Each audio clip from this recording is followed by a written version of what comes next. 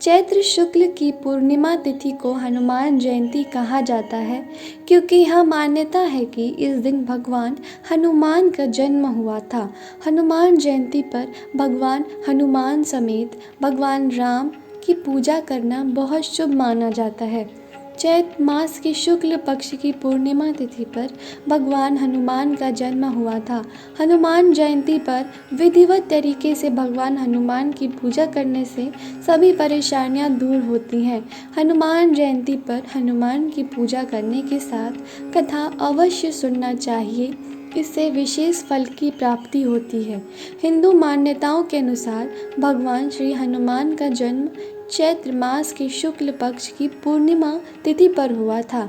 भगवान श्री हनुमान का जन्म माता अंजना की कोख से हुआ था। हनुमान जयंती पर भगवान हनुमान समेत भगवान राम की पूजा करना बहुत शुभ और मंगलमय माना जाता है। इस दिन भगवान हनुमान को पूजा के समय सिंदूर का चोला, लाल वस्त्र, ध्वजा आदि चढ़ाया जाता है। इसके साथ भगवान हनुमान की पूजा करने से पहले केसर में मिला हुआ चंदन लगाया जाता है तथा फूल और लड्डू अर्पित किए जाते हैं। ऐसी मान्यता है कि नारियल और पेड़ों का भोग लगाने से भगवान हनुमान जल्दी खुश हो जाते हैं। हनुमान जयंती के दिन सुंदरकांड और हनुमान चालीसा का पाठ करना बेहद शुभ माना जाता है। हनुमान जयंती पर भगवान हनुमान की पूजा करने के साथ आपको उनकी कथा अवश्य सुननी चाहिए। चैत्र शुक्ल की पूर्णिमा तिथि को हनुमान जयंती कहा जाता है।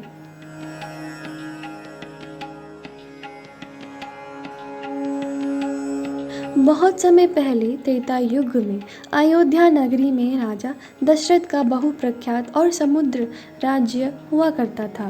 राजा दशरथ की 3 रानियां थीं जिनका नाम कौशल्या, सुभद्रा और कैकेयी था। राजा दशरथ की एक भी संतान नहीं थी जिसकी वजह से वे बेहद दुखी रहा करते थे।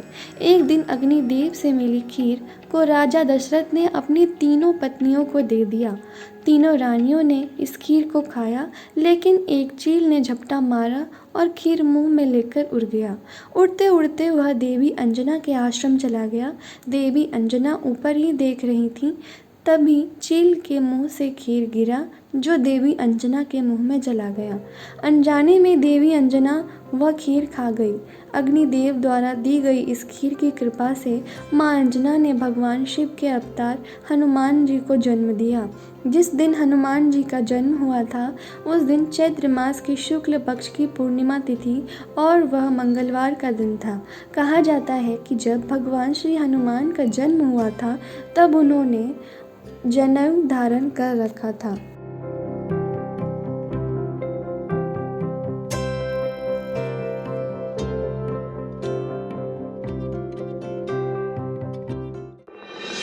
हलचल मधेपुरा।